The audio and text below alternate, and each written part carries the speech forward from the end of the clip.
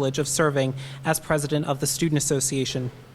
Today, I have the pleasure of introducing Chancellor Kent Syverud, who was appointed as the 12th Chancellor and President of Syracuse University almost 3 years ago to the day.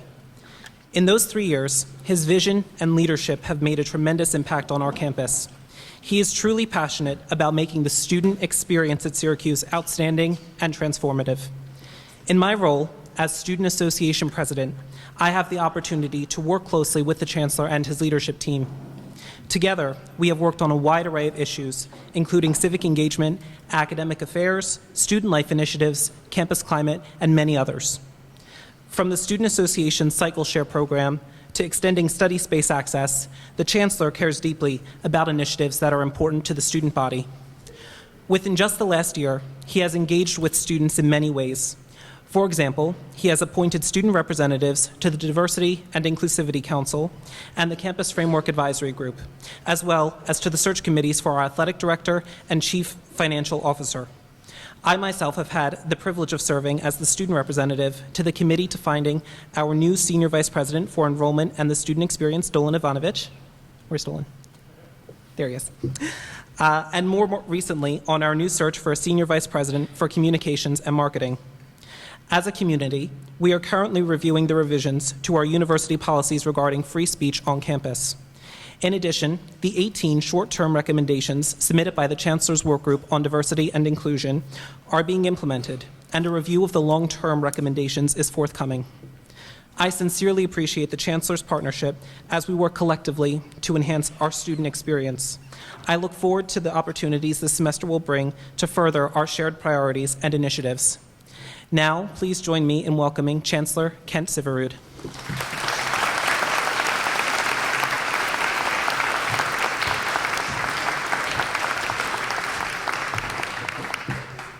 Thank you, Eric, and thanks for your leadership all year of the Student Association.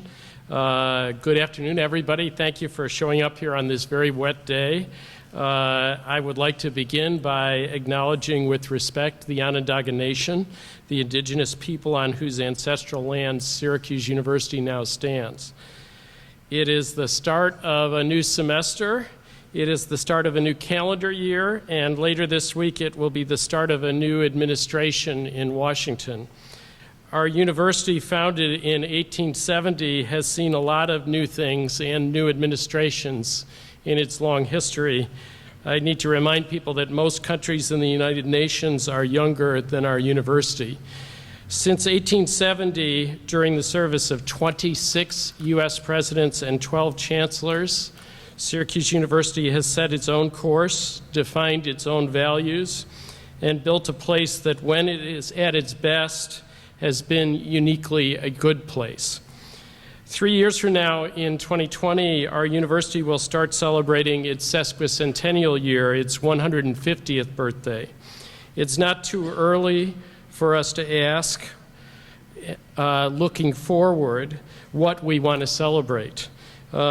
It's not too early to ask our whole community how we want to prepare and what we want to do to get ready for our 150th anniversary. Those are questions that require us to be acutely aware of where our university and our country and our world are right now, and they require us understanding our own history. I spent much time over the holidays immersing myself again in Syracuse University's history. It really is amazing how many things Syracuse has done first, or differently, or better than anyone, transforming lives and leading in ideas in so many disciplines. There are so many Syracuse stories that need to be told more widely in an age where Syracuse values would truly help the world.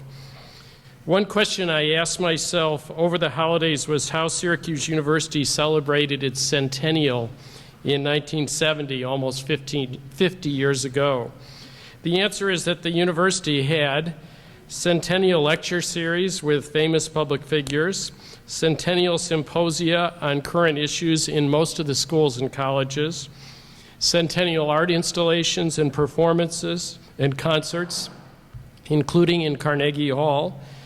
Both a Centennial Medal Award was created and awarded to distinguished individuals, and a set of Centennial scholarships for students were created. a Centennial time capsule was filled with memorabilia and buried somewhere where I have not yet been able to find. Our centennial year was also marked by intense debate and argument between students and members of the Board of Trustees about governance of the university.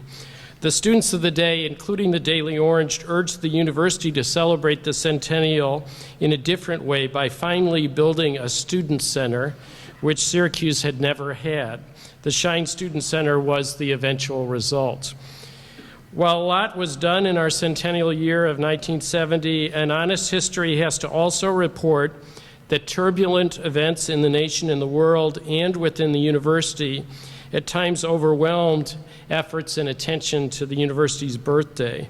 A major centennial convocation was canceled. Commencement was almost canceled as well. By early 1971, the university faced both a severe budget deficit and a problem of significant deferred maintenance in its facilities. Melvin Eggers became our 9th chancellor, and in a pretty amazing story, the university eventually again thrived.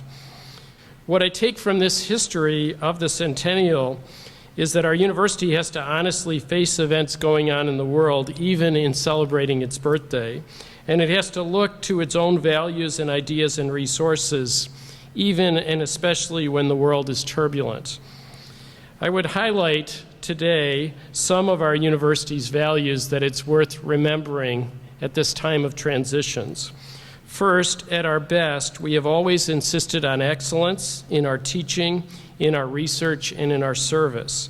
Second, at our best, we have found potential for excellence in everyone, and we have excelled by including many who have been excluded in different ways and times and places. Third, at our best, we have always treasured free speech and open exchange of ideas. And fourth, at our best, we have worked hard to model shared governance, respecting the significant role of the Board of Trustees, the University Senate, the students and the faculty and the staff in the decision-making at this university. Today, I ask, in these turbulent times, that we in the university work on holding on to these things, holding on to these values, and celebrating them and modeling them in the years ahead. This is going to be hard work. It is going to be hard not only because of changes in the world, although they are very significant. It's going to be hard because at times those values we hold dear seem to come into conflict.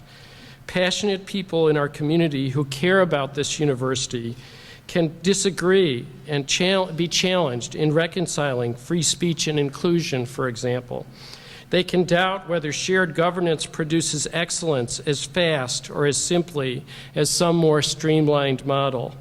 And yet I believe that at Syracuse University in the years ahead, we would do a great service to ourselves and to the nation and the world by proving that these values can be reconciled well and successfully, that an institution characterized by both free speech and inclusion, by both excellence and shared governance, is truly a better place to learn and discover and work. In short, I believe that these are the values that can reinforce each other and build a more successful university. And that's what I hope to see more evidence of by the time of our sesquicentennial in 2020. How we get there is in the details, but they're challenging. The current semester poses us significant opportunities and challenges, and I want to directly address 3 of them. They are new university leadership and shared governance, inclusion and policies of a new national administration, and the finances of our university and the funding of our academic strategic plan given those finances. So let me start with new leadership and shared governance. During the past year, there have been significant transitions and retirements of former leadership team members here. I've worked with many of you to build a new leadership team that is committed to embracing change, empowering research excellence, and enhancing the student experience. The most recent members are Senior Vice President and Chief Financial Officer Amir Rahmani Azhar, who joins us from Carnegie Mellon University in February, Senior Vice President for Enrollment and the Student Experience, Dolan Ivanovich, who joins us from Ohio State University this semester, and Associate Provost for Graduate Studies and Dean of the Graduate School, Professor Peter Venable, who will continue as Interim Vice President for Research while a search is conducted this semester for that position. All the leadership team here are now people who have deep respect for Syracuse University history and tradition, yet they are also people who are and need to be fearless about innovation, about new ways of thinking, about creating a university that can open its arms and embrace the evolving trends in the world around it. As a new semester begins, shared governance for all of us has to be an important focus. A strong partnership between faculty, staff, students, and the university leadership, including the Board of Trustees and the University Senate, is key to our future. It is especially true as Syracuse continues the important accreditation work now required by the Middle States Commission on Higher Education, our accreditor. In 2017, Provost Wheatley and I will work closely with the University Senate to prepare for and implement necessary and important change. That will include building our schedules around Senate meetings. We both remain committed to our new tradition of proactively providing the Senate with updates and engaging in conversation about timely issues at the school. Similarly, we will continue to build relationships with the students leading the Student Association, the Graduate Student Organization, and the Student Bar Association, the three shared governance organizations of students at Syracuse University. Our students, faculty, and staff are already witnessing results of better collaboration and important relationships in shared governance. The collaboration has led to recent accomplishment on issues related to free speech, promotion and tenure, the campus climate survey, and collective efforts to prevent sexual and relationship violence. In each of those areas, there's a lot to do in this coming semester through shared governance. Let me quickly mention that in the free speech area, as of January, our new policies governing electronic communications and anti-harassment are in effect, subject to suggestions for later amendments on the reasonable person standard and the Stop Bias website from the Senate Committees on Diversity and Academic Affairs. The posting policy needs thorough review, which is now underway by the Senate Committee on Student Life and Administration and Operations before it can take effect. On the issue of promotion and tenure, for the second year, the provost is being advised by an advisory committee on promotion and tenure. It is reviewing 52 candidates for promotion and tenure. I look forward at the end of this academic year to the Provost's Office full review of the process in consultation with the Senate and schools and colleges to make sure it is working well. And I expect to receive that review and input by the early fall. In terms of the Campus Climate Survey, in the fall, the Campus Climate Survey was released. We need collectively to use the report as a guide to making campus more welcoming and safe. We can further explore these issues through the spring through conversations within our classrooms, our residence hall, and at faculty and staff meetings. The Climate Assessment Planning Committee will provide resources to help all of us do it, but we need to share the responsibility in this area. And finally, in the area of sexual and relationship violence, last Thursday, January 12th, we shared with the community that representatives from the U.S. Department of Education's Office of Civil Rights will be in campus on January 24th, next week, to assess Syracuse University's progress and process for handling complaints of sexual violence and harassment. The OCR visits, our standard protocol, take place around the nation as part of the Title IX review process. OCR is currently looking at over 300 complaints at institutions around the country, including one here at Syracuse. Because we want to learn from OCR's visit, including about ways we can maintain and enhance a safe and supportive environment, I very much encourage faculty, students, and staff to participate in that visit. As part of our comprehensive efforts to prevent sexual and relationship violence, on January 26th, the university will host Debbie Osgood, a nationally recognized expert on Title IX. Ms. Osgood will train our Title IX investigators and University Appeals Board as part of their annual training. The Task Force on Sexual and Relationship Violence will be bringing forth its recommendations related to the climate assessment soon. Task Force members will also be leading our campus participation in the national It's On Us campaign. I ask all of us in the committee to support shared governance areas in each of these areas in the coming semester. Let me now turn to the issue of inclusion and policies of the new national administration. I've encouraged the University Senate and university experts to examine and discuss issues related to each potential immigration policy of the new national administration. I look forward to that discussion and analysis, including at the University Senate meeting this week. In a resolution on November 30th, the Graduate Student Organization called for Syracuse University to be designated a sanctuary campus in response to possible policies of the national government. I want to remind all of us in this context of our longstanding values of inclusion at Syracuse University. On November 17th, I added Syracuse University as a signatory in support of the Deferred Action for Childhood Arrivals program known as DACA. This means that Syracuse University has joined other universities and colleges in a formal written commitment to students who came to this country as children, were raised and educated here, but remain undocumented. By placing our university as a signatory in support of DACA, we are reaffirming our values and promising to embrace those who are vulnerable. We're showing decency, compassion, and support that characterize this university at its best. I hope all in this community would join me in acknowledging the critical benefits of DACA for our students and its highly positive impact on our university and our community. Our university's policy has been and will continue to be that we will not collect or voluntarily share information regarding any student's immigration status. In taking this position, the university is within its legal rights and its authority. I understand that the GSO asks us to go further and declare ourselves a sanctuary. It is not clear exactly what that would mean. I will listen carefully to discussion on these issues at the Senate. There are, it seems to me, two meaningful constraints on us in that discussion. First, as a university subject to federal laws and a recipient of federal financial aid, which affords many of our students the opportunity to attend here, we must be careful not to make designations that conflict with state or federal mandates.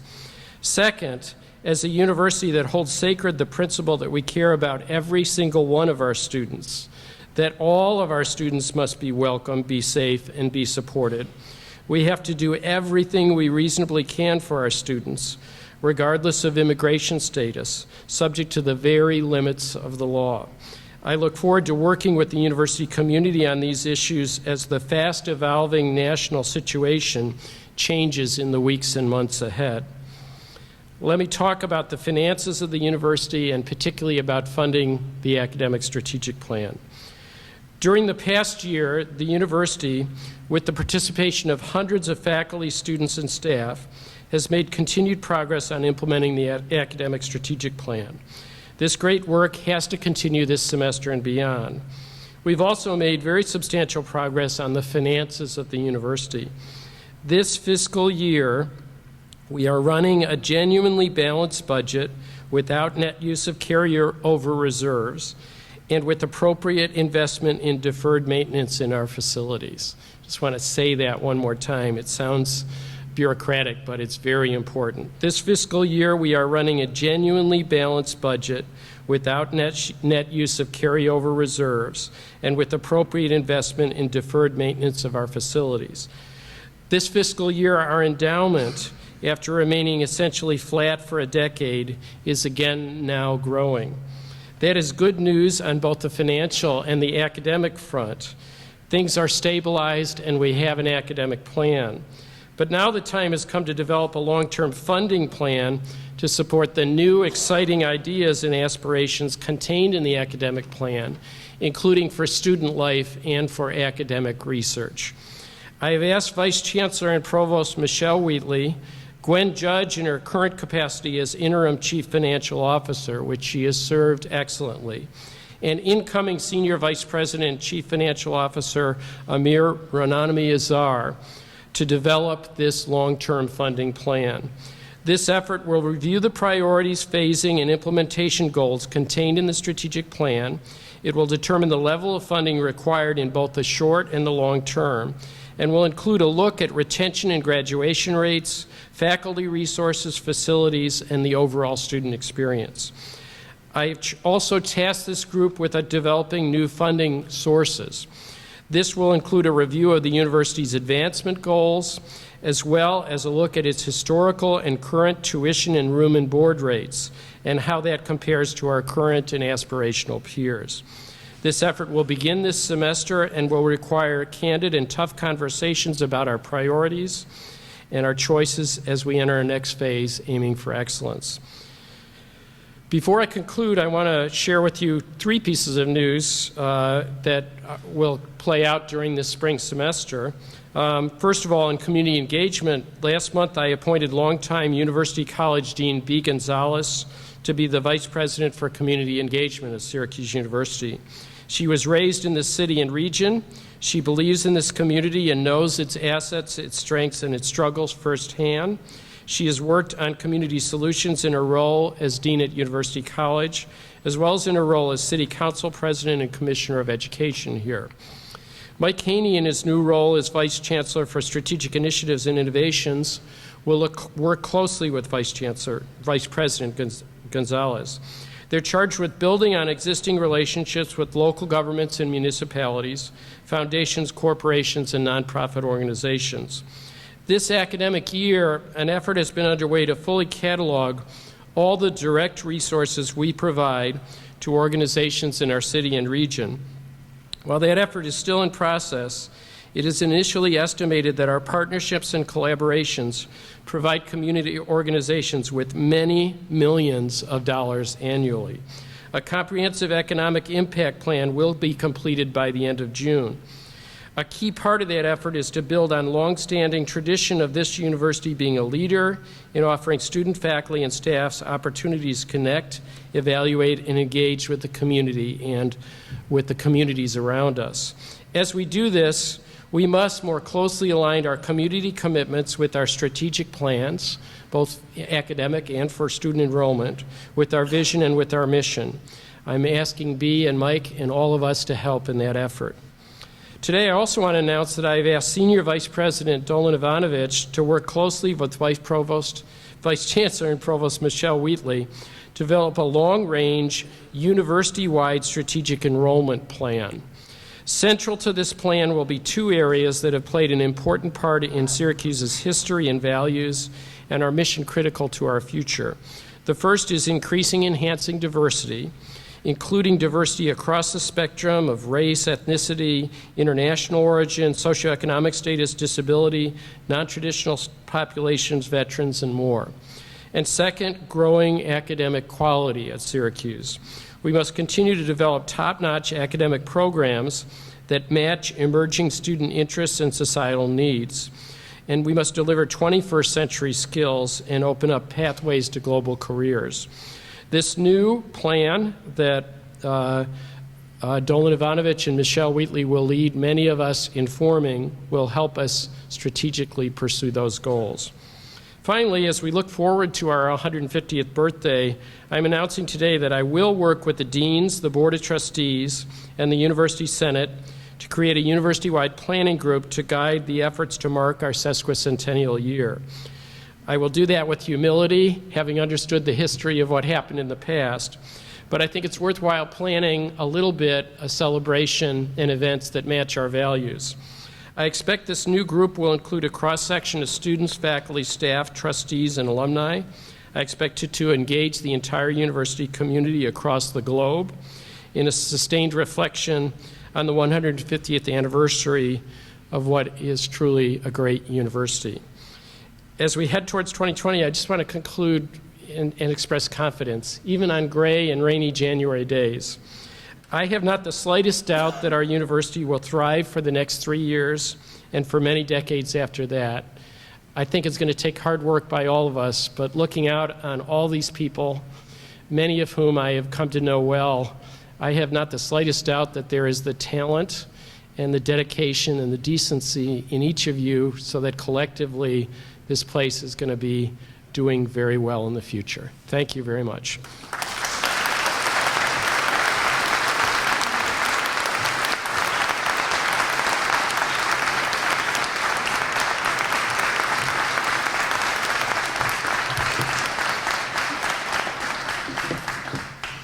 Hello again. I just want to say, as a second semester senior, that it is incredibly heartening to know that I will be leaving my second home in the hands of such a capable leader as Chancellor Syverud and his leadership team. So I just want to thank him and all of the faculty and staff and employees of the university for all of their hard work and unending commitment and dedication to improving the university. I would now like to invite all of you to join us for a reception here in the Milton Atrium. Chancellor Syverud, as well as members of his executive and university leadership teams, will be here to interact and talk about issues that are important to our community. Thank you.